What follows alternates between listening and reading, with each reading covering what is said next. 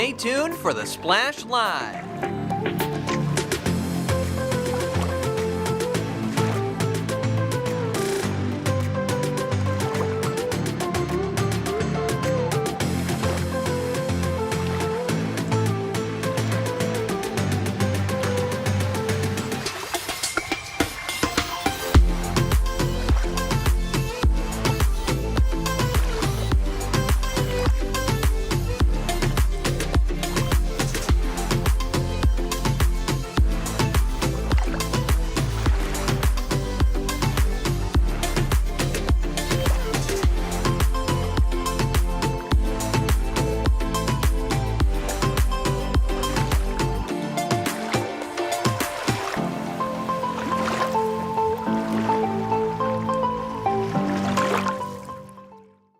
It's time for the Splash Live from Civic Center TV, featuring stories from and about people like you in the greater West Bloomfield area.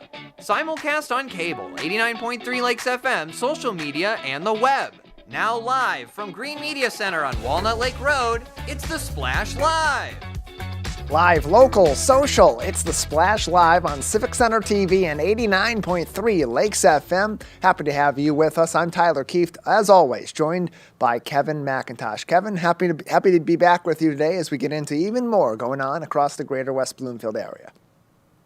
Yeah, per usual, Tyler, happy to be here. Another day, another opportunity, man. There's a lot going on, especially yesterday, kind of just recapping things. But yeah, all positive things moving forward, man. Let's talk about it, Tyler. Let's get into it. Yeah, hopefully a lot more positive things going forward. You mentioned something that yesterday had a lot of activity. Unfortunately, that activity was at West Bloomfield High School and in a way that shut down school operations for the day. Around 7 a.m. on Monday, the West Bloomfield Police Department received a phone call from an unknown person claiming to be named Alex that threatened that he had placed a bomb in West Bloomfield High School and gave a list of demands allegedly that would prevent that from being detonated. However, the West Bloomfield Police Department jumped right into action, immediately responding to West Bloomfield High School, as did administration at the high school, evacuating all personnel and, of course, the students to the perimeter of the property while the police began their investigation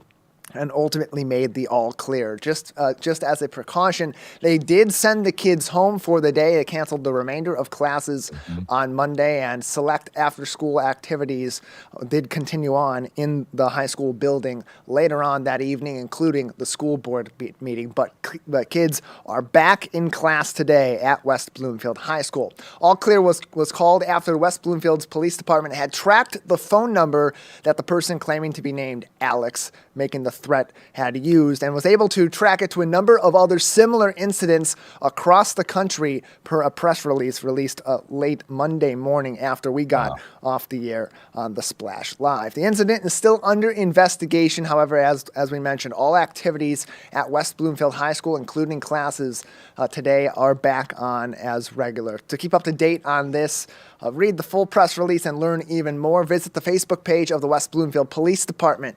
facebook.com/West Bloomfield PD. Kevin, a very serious situation over there because we know that these threats, whether it's a bomb threat or another, are taken extremely seriously. Action is taken immediately when those come in, whether it's directly to the school, it's found on site, or it's, in this case, a call to the West Bloomfield Police Department. Yeah, it goes to show how tight-knit our community is here also, because we had some things arranged with some people, but it got postponed and or canceled due to that news. As soon as we heard that news, we heard the police sirens go right past the studio. And then right shortly after that, we got more news, and then we actually got the press release. So that was just showing how tight-knit our community was, how quick they reacted, and we're glad everybody was safe. Yeah, that was the big priority, was immediately get everybody out of that building so the police could do their job and then figure out the rest of the day from there. And, of course, they ultimately, an all clear was given. They sent kids home because, of course, it's a stressful environment to be in after undergoing that. And we know that these threats are taken extremely seriously, even though they know that this was a bogus threat that was called in. There ultimately was not any danger at the high school. We've seen this in years past. Following the Oxford High School shooting in November of 2021, there were several different copycat incidents being threatened across Oakland County, including some in our immediate local area as well. And those are not only investigated by our local police, but also in partnership with many other law enforcement agencies at the local, regional, and the nationwide level. So we'll keep up to date on this if we learn anything more going forward. On a much more positive note, late last week, a celebration was had for a major legacy in our West Bloomfield schools at Roosevelt Elementary School. Of course, they're in their final weeks of operation before 104 years of memories come to a close at Roosevelt School in Keego Harbor. Late last week, we were at Roosevelt for their big celebration, their full event, which is now on demand on civiccentertv.com, honoring Roosevelt, also on our YouTube page and on our Facebook page as well, if you'd like to watch them. And I had a chance to talk to someone that's been around for a long time at Roosevelt Elementary School, one of the most recognizable faces in the Husky Pack community. Lisa Jennings, longtime administrative assistant at Roosevelt, is retiring essentially after 28 years. However, she'll be back at the beginning of next school year for just a few months, moving around the other 4 schools within the district. I had a chance to talk to her about her time at Roosevelt Elementary School, about the legacy of this community, and what makes the Roosevelt Husky Pack, as they call themselves, so special. I spoke to her to reflect on that grand legacy. Well, I've had the good fortune of working with some really great people that have helped shape me, like I said in my speech tonight, shape me into who I am today. But it's also the families. I mean, I have had the privilege of working with some kids and then now their kids. And that's the beauty of working somewhere for almost 3 decades. The Roosevelt community's always been a very supportive one, and I can't imagine having spent my 28 years anywhere else. And it was mentioned a lot during the events earlier on tonight that, you know, once a Husky, always a Husky. When we say once a Husky, always a Husky, define what it means to be one. So to be a Husky means you are there for all of your friends, whether it's the students or the staff. And as staff leave and go on to other areas, we still invite them back. It's because you're always part of our family. We're very much like a family, not just colleagues, but we feel this sense of family and a special connection. So even if you leave and go on to somewhere else, you're still one of us. And in terms of your career, you're making a change yourself. You're going to kind of be floating throughout the school district for a while before you come to the end of your career. So as you think about the end of this school year, now take us through your emotions, your feelings as you make some changes in your life and kind of go out in a shining way like Roosevelt is. Yeah, it's hard to imagine it all coming to an end, and obviously that part is very bittersweet. I have retirement to look at, which is exciting, but at the same time, walking away from what I know and have done for 28 years it's very bittersweet. I hate to see the school year come to an end and to say goodbye to so many wonderful people, but it's nice to know that I'll be able to see a lot of them in the 4 elementaries before I transition off into retirement. As these Roosevelt kids disperse throughout the school district to the other 4 elementary schools, what advice do you have for their communities about bringing these Huskies in, but also about building their own new communities with the Huskies that are joining theirs? Well, I think it's important that kids, it's hard for change. Change is hard for everybody, but that they embrace that and try to make new friends. And I think they've been doing these transition activities, which maybe at least get them to put faces to names and recognize who these principals and these other teachers are. And I think it'll be easy for our kids, because we spend so much time talking about kindness and compassion, that when they get into these other buildings, they'll have an easier time making friends and making those connections. 104 years of Roosevelt, 28 years that you've been a leader in this community, LJ. As we wrap up 104 years of Roosevelt and 28 years of your career, anything else that you want to say about your time as a Roosevelt Husky? I mean, this place has been my family. I said tonight that it was never just a job for me. This was my heart and my soul. I spent probably more time here than I do with my own family. But really the staff that I've been able to work with, and several of them came back tonight, that they really have shaped me into being a better person and helped inspire me to do better at everything I've done. And I've loved every minute of it. And once a Husky, always a Husky.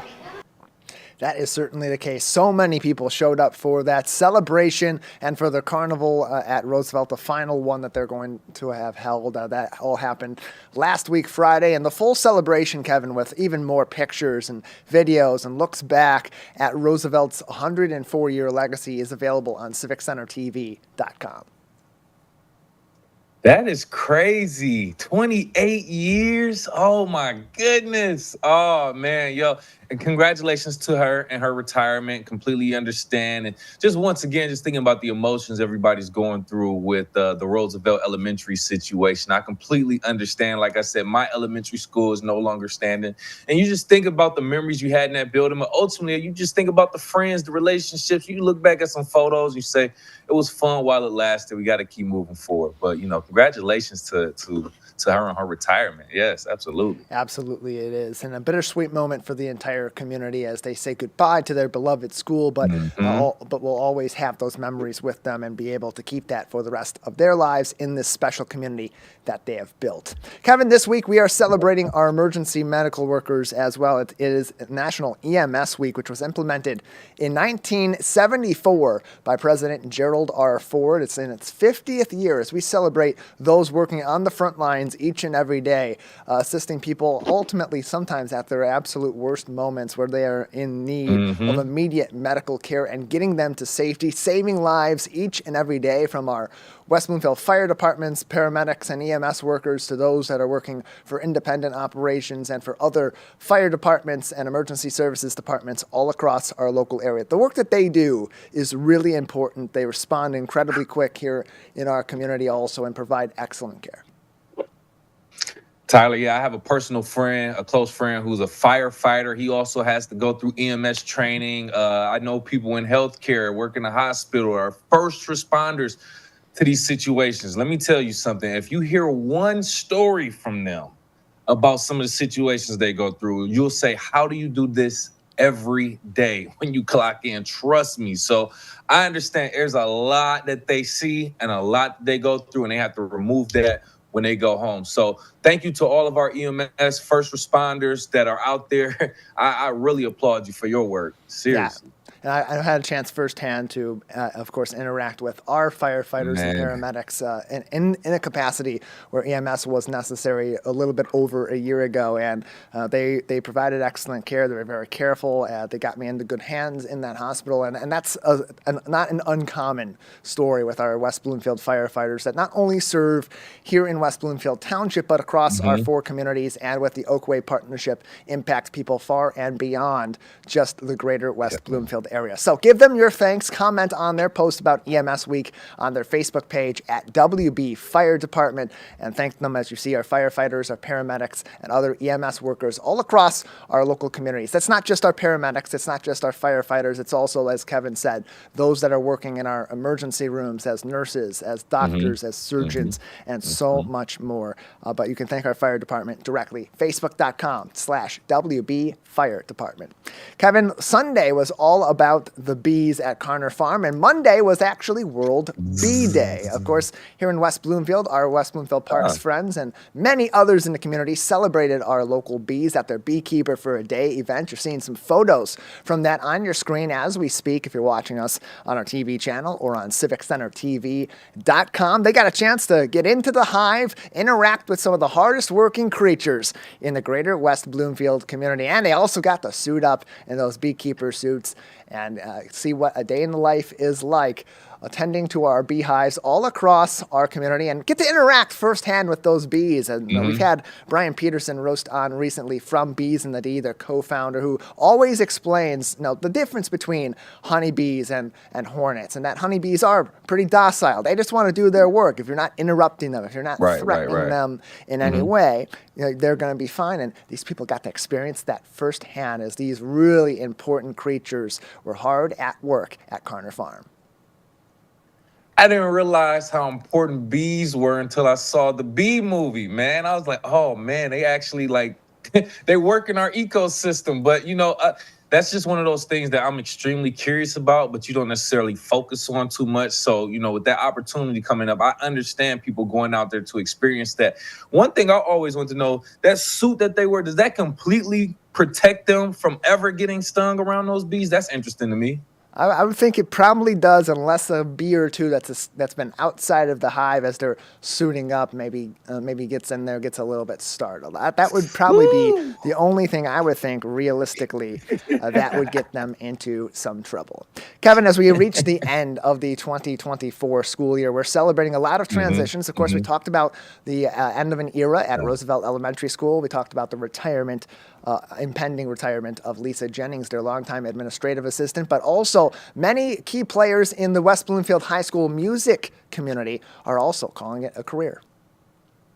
Yeah, absolutely. More specifically, some of our local West Bloomfield School District music educators retiring. We just wanted to take some time to acknowledge them, have them speak on their work, their experience, and the legacy that they want to leave going forward. So join us here on the Splash Live.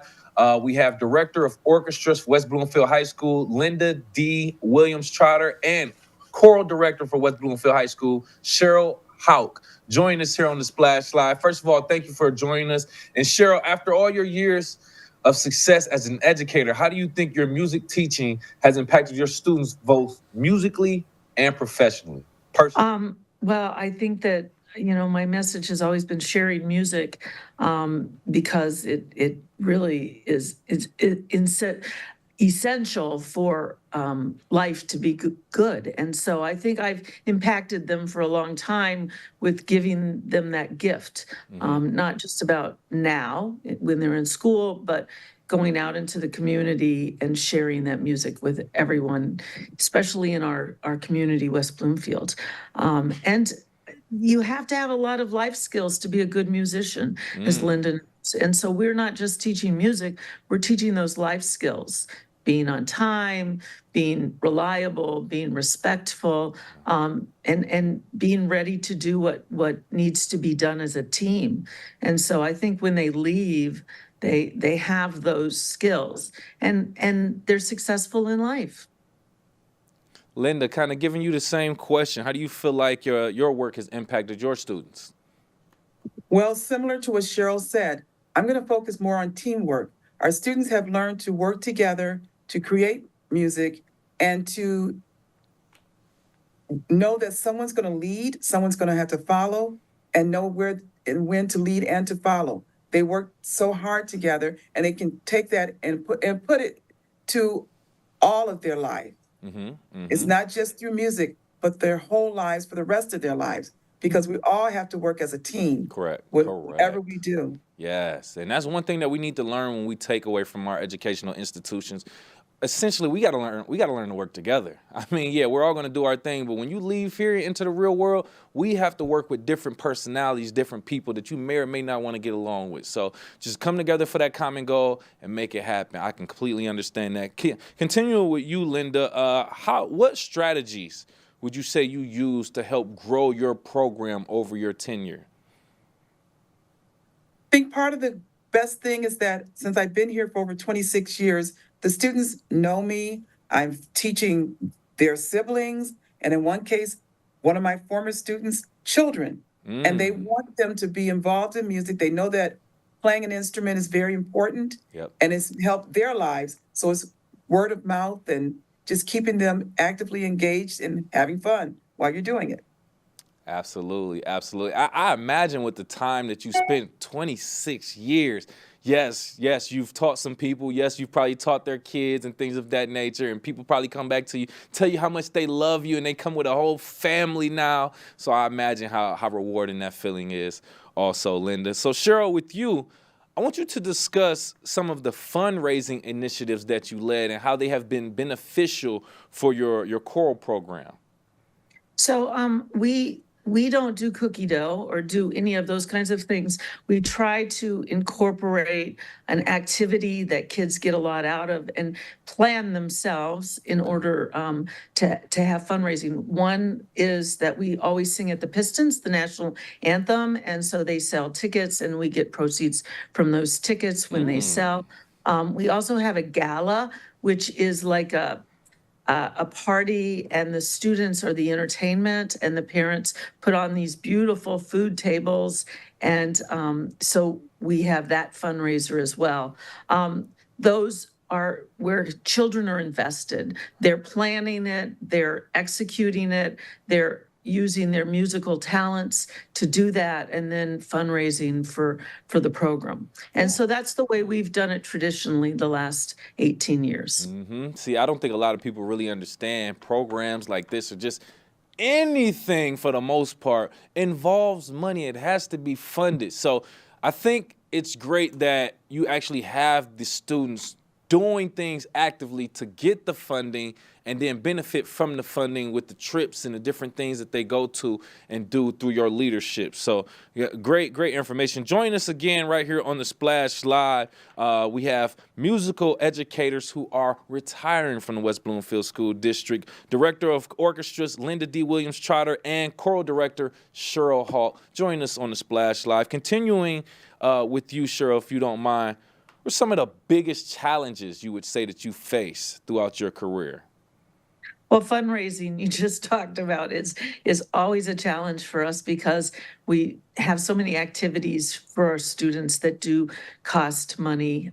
Although the school district is very supportive of us, we also do so many extra things that we need that fundraising. I think some of the other challenges is, while I've been here, COVID was our hugest challenge. Teaching on a video, Linda and I know that is not how you teach teamwork or music is on Zoom. And then we came back with masks and 6 foot differences. Those students are actually graduating as seniors this month. That's correct. And so that's been a huge challenge. And it's always a challenge when, Linda and I have been together for 18 years and we're team, but we've had, staff overturn and administrative overturn. And so just adjusting to those new expectations have been a little bit of a challenge over 26 years for Linda and 18 for me. Yeah. Oh, wow. Very, very interesting. But, nonetheless, the challenges help make your program better. You get through the challenges. A little bit of adversity kind of brings out character, nonetheless, I will Absolutely. say. So, yeah, great that you had those problems, but you got through them overall. So with you, Linda, real quick, I'm just interested and curious in this. How have any awards or recognitions that you received throughout your career kind of shape, mold, or influence your career and or your teaching methods, if they have at all? Well, I've been honored to receive several major awards from Michigan Schools Band and Orchestra Association's Teacher of the Year and from the Michigan American Strings Teachers Association's Teachers of the Year.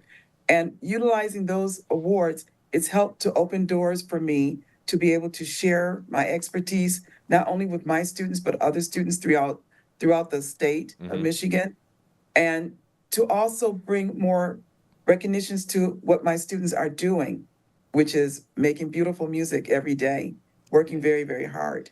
Yeah. It's been an honor to receive those awards, but I think just teaching my students have been one of the best honors.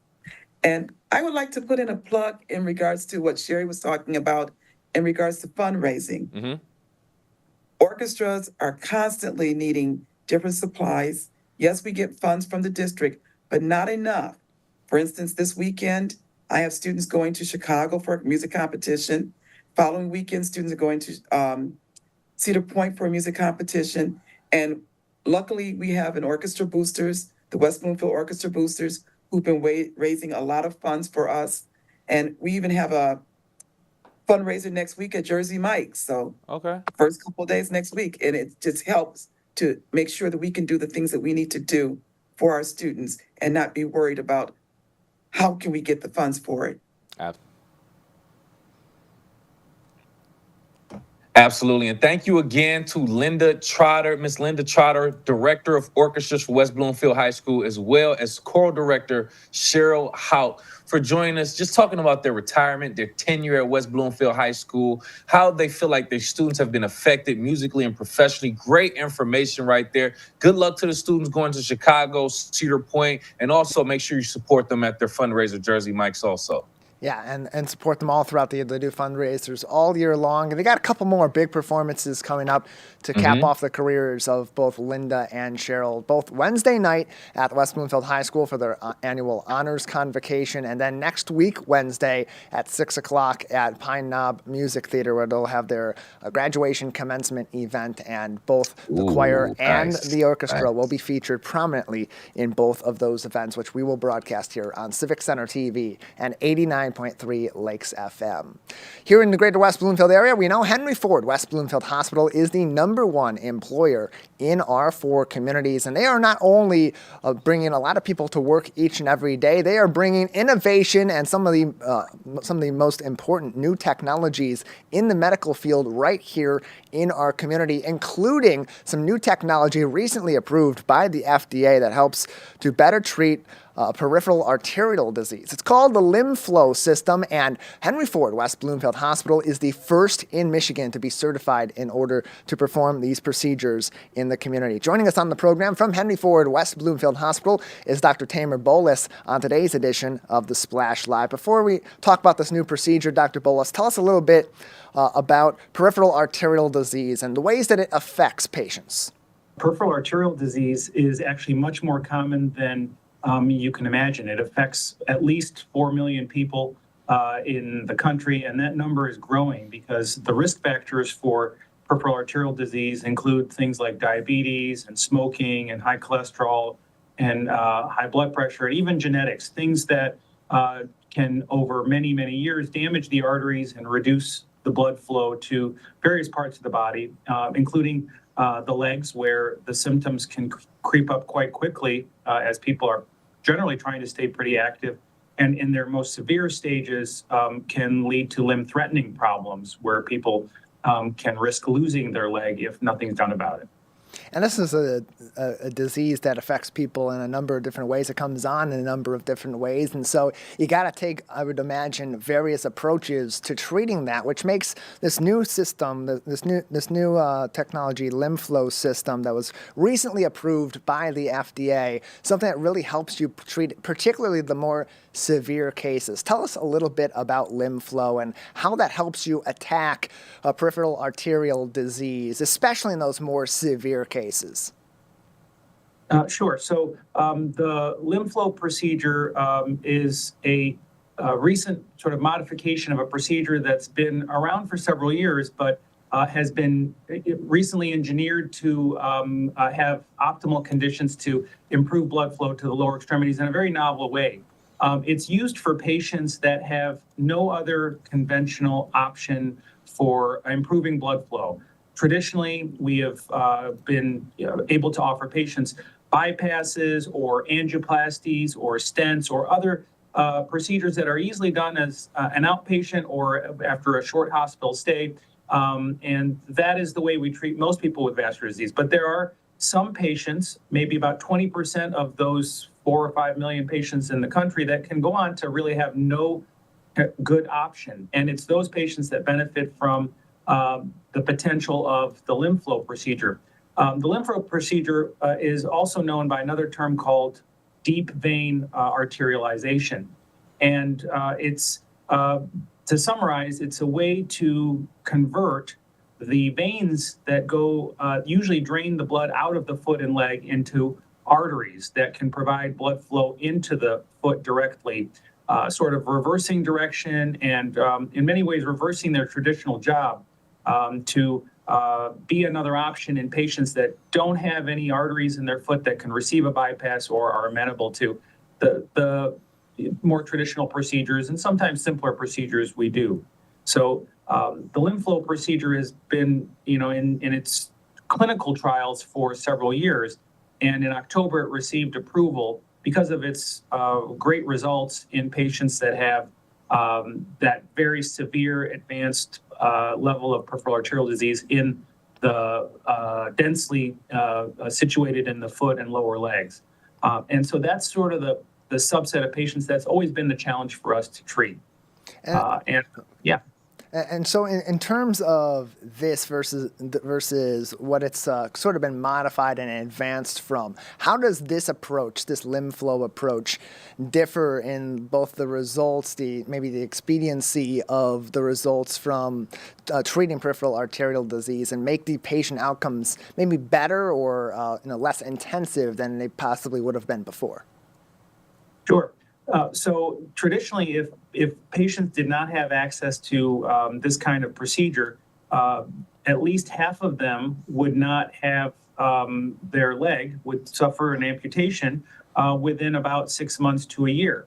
And we know that patients that have amputations actually can go on to have a higher chance of other complications, including death. And some of that reflects some of the blockages in arteries elsewhere in the body that can predispose to strokes and heart attacks, but some of it also reflects the complications and debility that comes along with having an amputation. So this procedure was designed to alter that course, and the early results suggest that instead of 50% or more of patients losing their leg at 6 months, at the end of a year, in the right patient, 75% or more were actually healing their wounds or sores on their feet from low blood flow, and had good functional status in their foot and are able to avoid amputation.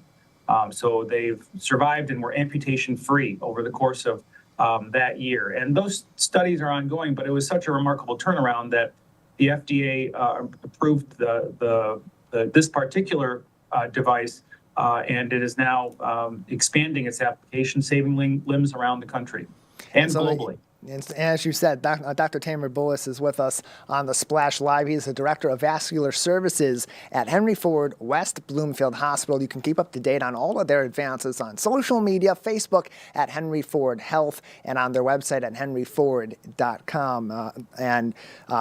Dr. Bullis, in the case of Henry Ford West Bloomfield Hospital, as you mentioned, this procedure approved by the FDA in October, your hospital, the first in the state of Michigan to receive approval to perform this procedure. How did that come to be, where Henry Ford Health got in line first in the state of Michigan to start performing this at Henry Ford West Bloomfield Hospital? That's a great question. Well, Henry Ford West Bloomfield is part of a bigger health system that includes several hospitals, and Henry Ford Health System in general has served as a, we call it a quaternary care center. It's a place that handles the most complex problems that typically smaller community hospitals frequently have challenges with, and they refer to bigger and bigger hospitals. And we are considered as a health system to be sort of the safety net for those patients that are the most complex. So when the developers of the limb flow procedure were looking to expand their options for these patients, they really wanted to go to places such as Henry Ford Health as a system where those patients get referred quite frequently with the most complex peripheral arterial disease as well. And Henry Ford West Bloomfield is fortunate to have many of the vascular capabilities necessary to take on this challenge. We've been expanding our vascular services over the last several years and are now doing a lot of other cutting edge things beyond limb flow in the world of peripheral arterial disease and blood clots in veins and procedures to prevent strokes and treat aneurysms. So it's only natural for our team here, which includes a lot of excellent multidisciplinary physicians, nurses, and folks in our angiography and interventional suites. It was really a natural fit for us to be the first to offer this here because there are many patients in this area, in the West Bloomfield area, and in southeastern Michigan that are being referred to us for consideration from this, even from other vascular surgeons that don't yet have access to this technology or have patients that are not making progress with the traditional therapies. So as you've implemented this in Henry Ford West Bloomfield Hospital, as you've done these procedures since your recent approval as the first in the state of Michigan to perform limb flow in your hospital, what's that experience been like for those that are performing that versus other similar procedures that are more common to treat peripheral arterial disease? Yeah. Well, because those other more common procedures have been tried in many of these patients already and have not worked, I think that the patients are counseled appropriately to understand that when they have the limb flow procedure or the deep vein arterialization procedure, it is a journey. It is not an instant fix. It requires close follow-up with our wound care team, which is excellent here at Henry Ford West Bloomfield. And close follow-up with regular imaging and ultrasounds to make sure that the stents we use for this particular procedure stay open. Again, we're converting a vein in the lower leg into an artery, and that involves a procedure where we extend a stent from inside a small artery into a vein. And all this is done incisionless, so it's a minimally invasive procedure. But despite its minimally invasive nature, it takes several weeks, if not even several months, for these veins to mature into arteries and change jobs. And so, these patients understand that it is a several-month journey that takes time, takes patience, and to be honest, many of them tell me, I don't have any other choice. My other choice is to face an amputation or chronic pain, and so they're more than willing to go through this, rather than another, as you mentioned, more commonly applied procedure that frequently has already failed them. You can learn more information about the procedures and the availability of services throughout the Henry Ford Health System on their website at henryford.com or follow them on social media, including on Facebook at Henry Ford Health. Joining us is Dr. Tamer Bullis. He is the Director of Vascular Services and the Section Chief at Henry Ford West Bloomfield Hospital as they become the first in the state of Michigan approved to perform limb flow right here in West Bloomfield. And Doctor, we know that in our community we have a very diverse population from a number of different ethnic and cultural backgrounds. And we also know that in the cases of peripheral arterial disease and other similar diseases that affect the vascular system, that they do tend to have different effects on various communities, particularly on Black and Hispanic patients in particular. So how does having this procedure available at Henry Ford West Bloomfield Hospital better equip your team to treat a variety of different patients with a number of different risk factors? Yeah, that's a great question, Tyler. So absolutely, peripheral arterial disease affects all ethnicities, across the board, but it does have a heightened prevalence in our Hispanic and African American community. And some of that has to do with the higher prevalence of diabetes, among other risk factors in that population. And patients with diabetes, when they develop peripheral arterial disease, tend to have disease in their smaller arteries, in their lower legs and feet. And that is the hardest to treat. So with our very diverse and rich population in this area, richly diverse population in this area, we are hoping to make a significant impact for many of those patients that may not have as easy access to some of these advanced procedures if they lived elsewhere.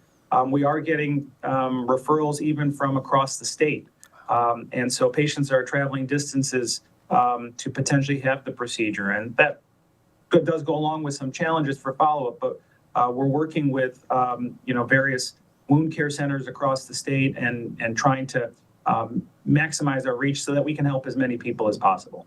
And finally, Dr. Bullis, given that you're at this point, you're treating people not only in our local area with a limb flow procedure, but those from, as you said, across the state. What are these next steps to continue to implement this more frequently in your health system to help others around the state that are looking to do the same, and continuing to implement new technologies and new procedures to better advance the care available at Henry Ford West Bloomfield Hospital? Yeah. So, the next steps really involve getting the word out to referring physicians, podiatrists, patients about this option, because until they know it exists, they really, unfortunately, are isolated with just chronic pain and foot wounds that are quite debilitating and have their complications. So really getting the word out. And the goal is to get enough of an experience with this procedure that we can start to expand it to other hospitals in our health system. And, working with industry it is also expanding to other centers around the state and around the country so that it can become available to you in hopefully your own neighborhood or your own region.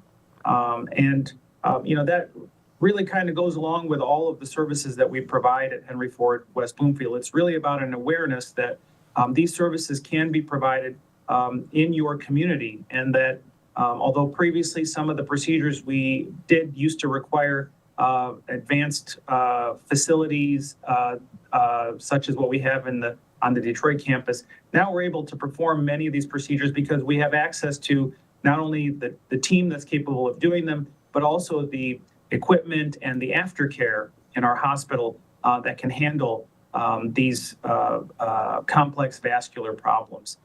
For example, over the last year, we've introduced several new procedures. We're performing carotid stenting in a way that is as safe as the surgical option, and that's a minimally invasive procedure. We're treating blood clots in veins that were very extensive, that would leave patients with a lot of long-term morbidities and swelling. We're treating them with procedures that can get them home within the next day or even be done as an outpatient. And we're treating more complex aortic aneurysms here at West Bloomfield that previously required, again, transfer to another hospital. So, the technology is really evolving quickly, and it's just a matter of getting the awareness out to our community that it's available here. They're keeping on the cutting edge of both technology and medicine right here in our community at Henry Ford West Bloomfield Hospital, including in the Vascular Services Department, where we've been joined today by its director, Dr. Tamer Bolas. Dr. Bolas, thank you so much for your time. Thank you for having me, Tyler. Really appreciate it. Amazing innovation happening at Henry Ford West Bloomfield Hospital. Huge accomplishment for them, becoming the first in the state of Michigan to be approved to perform the limb flow procedure for those suffering from peripheral arterial disease. Learn more on Henry Ford Health on Facebook or henryford.com. Also, some big accomplishments continue for our West Bloomfield High School athletics alums, including some who came back recently to give back to the next generation. That includes Samaj Morgan, who had one of his annual football camps over the previous weekend, inviting players past and present and some up-and-coming football players across our local area to learn a little bit more about their favorite sport, go through some drills, and get to mix and mingle with some athletes who have had a lot of success on the gridiron. Joining us now is his former coach, Zach Hilbers, the head coach of the West Bloomfield Lakers varsity football team. Coach, thanks for being with us. Yeah, thanks for having me. Yeah, happy to have you on because this is what Samaj did over the weekend is not unique necessarily to players who have gone on to the next level at this point in time, and especially at West Bloomfield High School. We know that Donovan Edwards has a camp coming up in June as well. Now, what does that say about the community of athletes and alums that have come through the West Bloomfield High School football program, about how committed they continue to be to this community after they've already graduated and moved on to great success at the next level? Yeah, it's definitely a lot of fun, and it's really cool. Samaj and his parents do such a really good job of staying connected to the community. And it's the second year in a row they've had a really successful youth camp, and we're really glad that they still want to do it at our school. It's just, it's just great for us as a community, but it's also just great that we know that we have these alumni that want to come back and still invest right where they came from. So like you mentioned, Samaj and Donovan and Tristan Jackson and Brandon Davis Swain both want to do something in July as well. So we're trying to line them up really throughout the summer. And I'd imagine, too, for your football program presently, if your players are participating in that, especially on the younger side, we know that for Donovan's camp, it goes up to age 14, which is right in that freshman football range. That's got to be an important factor, not only for your football program, but for others in the local area that have kids coming into West Bloomfield to learn from some of the best who have played in recent years. Yeah, you're right. Certainly an opportunity that I never had when I was their age. So it just like to have those guys that are willing to do it for the kids in our area. It's so great. I mean, I saw a bunch of pictures of kids that are from Samaj's camp, kids that are in our middle school that we know are coming to high school here next year. And just to get them that, I don't know, the familiarity with just being out there, being at the school and just having a positive experience. And what message does that give from not only your coaching staff, but from the alumni to players currently on your team who are experiencing various levels of success themselves, many of whom may go on and play D1 football like Samaj and Donovan or me and Brandon Davis Swain and Tristan Jackson, and then those we may see down the road in the NFL like Tristan and like Donovan and so many others. And what does it say to them about how important of a role they play in people's lives?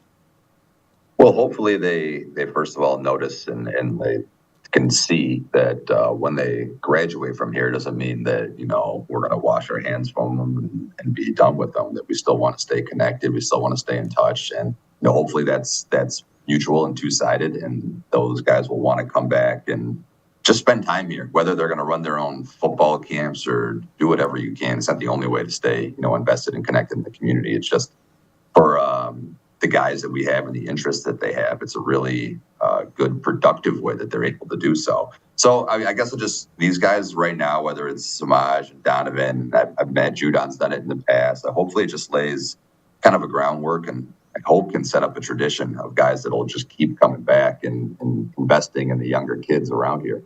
Yeah, we see the impact that it has on them. We know that a lot of these kids that have come through have gone to these sorts of football camps before across the Metro Detroit area, and that's inspired them to continue to build their love for the game and their approach to the game on a very professional level that not only helps them at West Bloomfield High School, but whether or not they move on to the collegiate level or the professional level in their respective sports. Zach Hilbers is with us, the head coach of the West Bloomfield Lakers varsity football team today. We also had some really big news in recent weeks from Donovan Edwards as well. One of the most highly anticipated video games in a long time, College Football 25 from EA Sports, and one of our own is on the cover. What are your thoughts on that?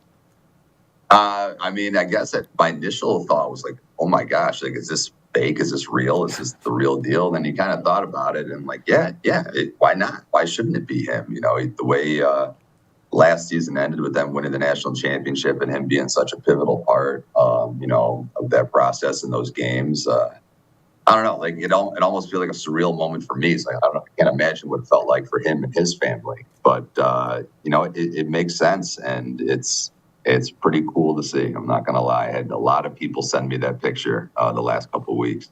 Yeah, what's the conversation been like within the coaching community, within the West Bloomfield football community, seeing Donovan on that cover and being really front and center as one of the headliners of college football coming up this season?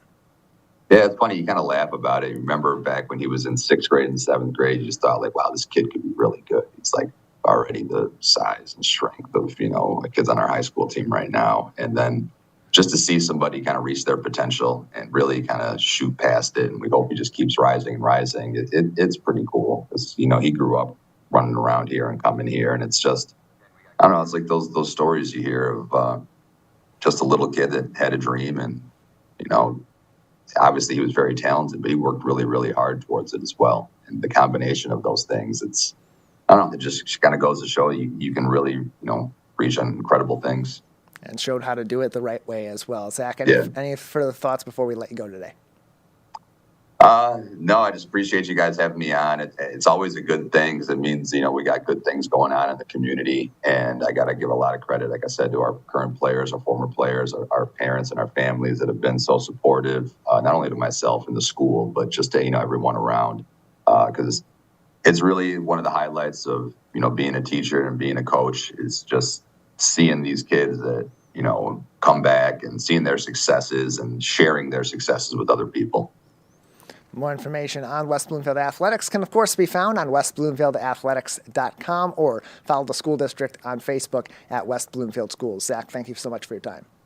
I appreciate it. Thank you. Glad to have you on. Donovan Edwards on the cover of NCAA football video game. College Football 25 will be released in July. I'm sure there'll be a lot of people getting the hard copy of it so they can have one of our own on display in their homes as they're playing some of their favorite games. And Kevin, certainly seeing some inspirational stories from our local community is going to help in our schools as we continue to address mental health awareness in the month of May.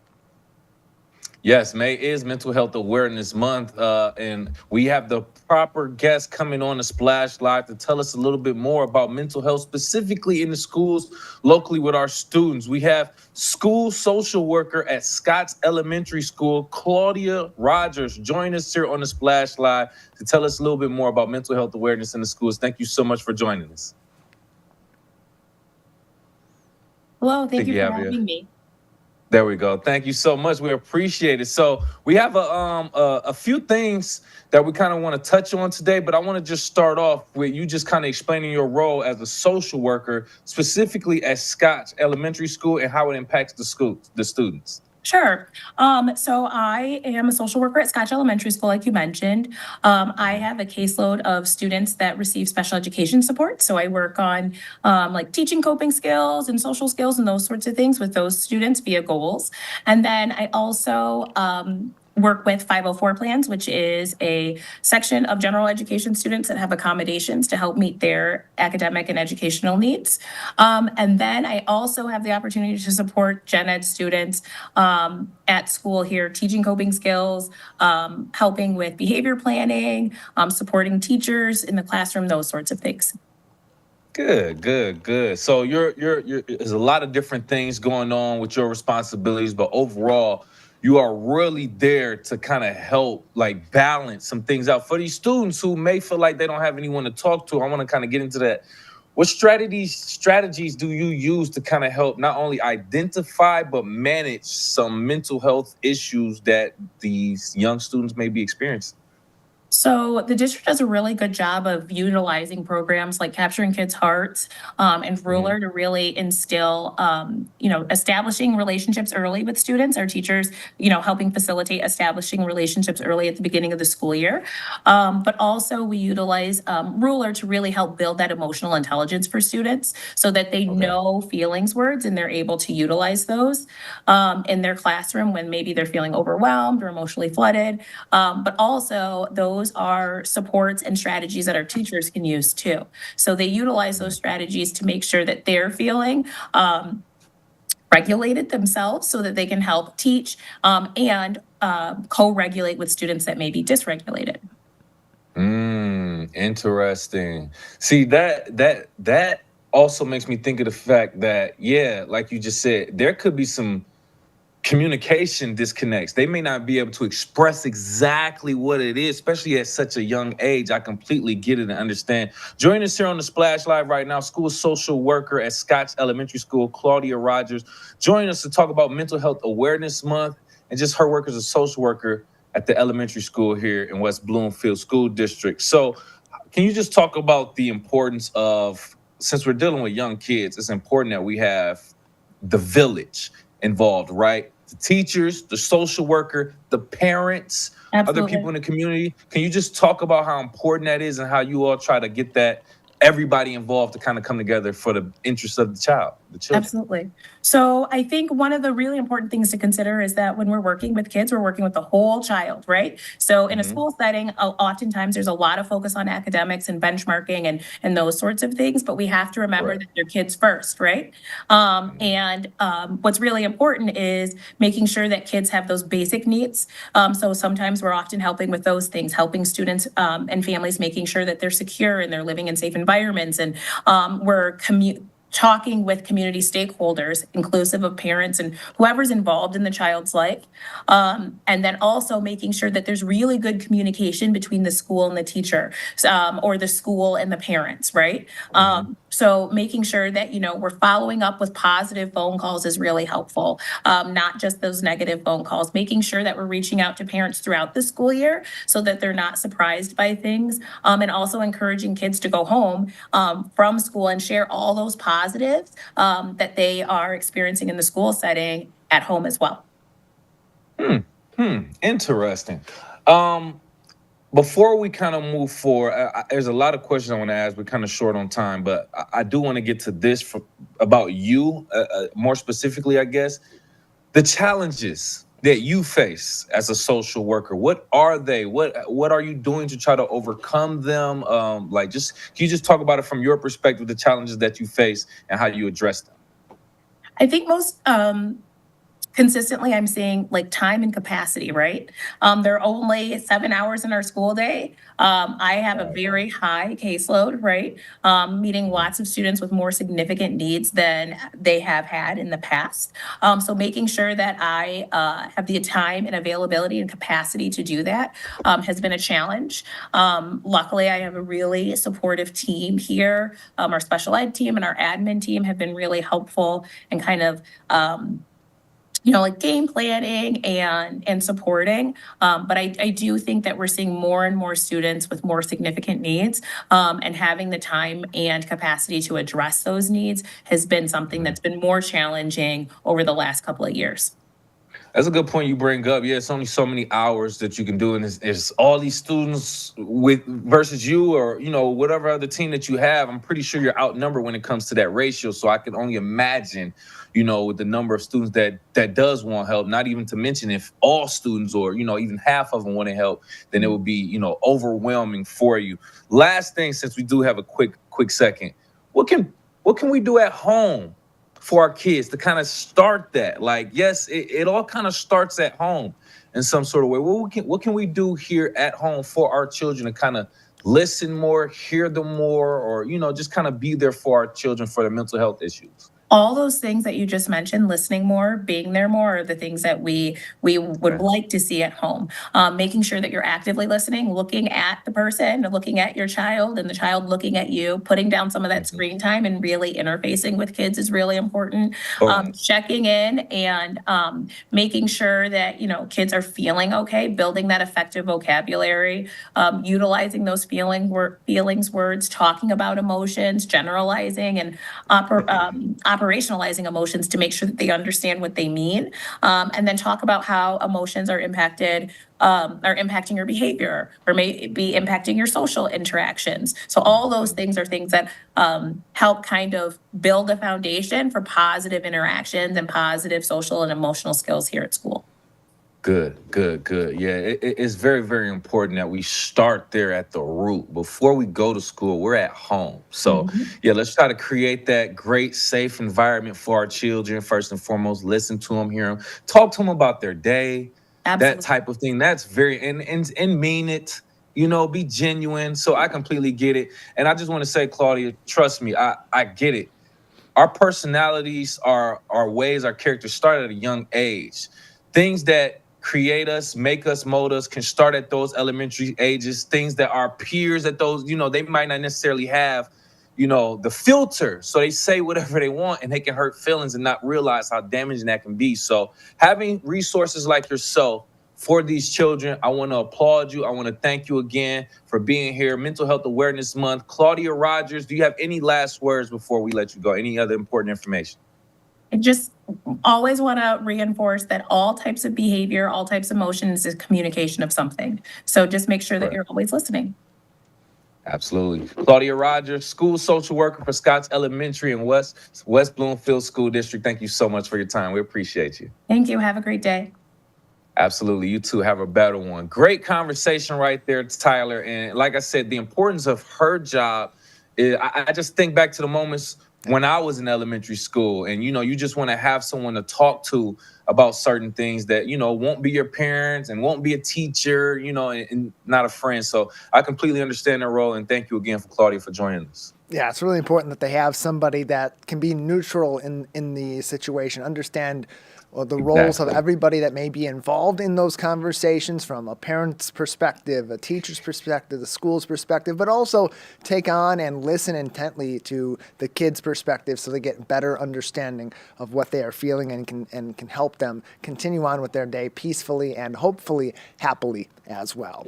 Here in Oakland County, some news coming through this week that Oakland County County will begin offering free transportation to veterans all throughout the summer. This will begin on June 1st and run all the way through August 31st. Residents residing in Oakland County can get free rides to any other location within Oakland County. All they got to do is within 72 hours or when they need that ride and need to contact Oakland County, Oakland Transit for more information and to schedule these rides. That can be done via telephone 248-419-7984, 248-419-7984. Again, 72 hours in advance.